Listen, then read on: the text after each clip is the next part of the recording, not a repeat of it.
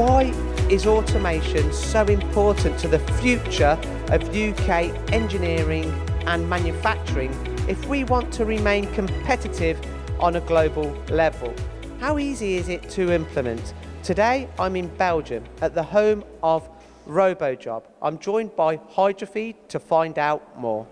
So it's the evolution of our industry, really. We're moving on, becoming more efficient, higher output of work, less work in progress. So it's about moving parts through the workshop a lot quicker.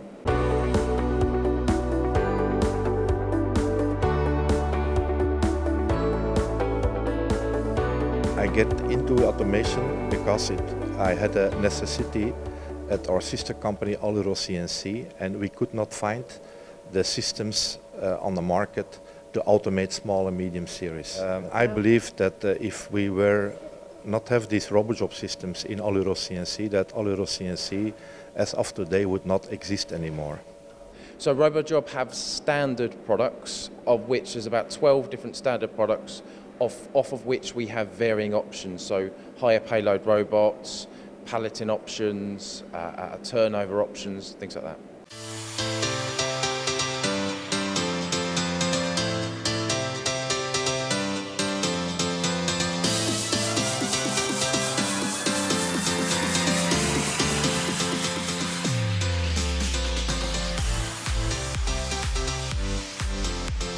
Tower is our latest innovation, and the market is asking for it because we want to be more flexible in production environment, and the capacity is also higher than our regular systems.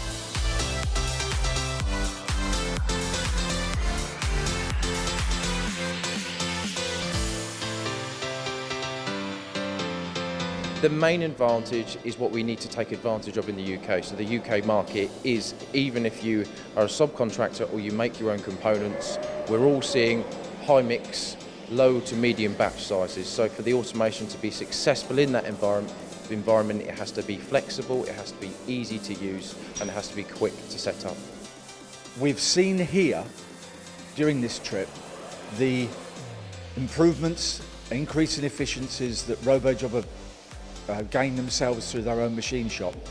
That you can roll out to most mainland European countries are embracing that same ethos. Here in mainland Europe, if a machine tool is sold, a machining centre is sold with low volume, they automatically look to see how they can automate that.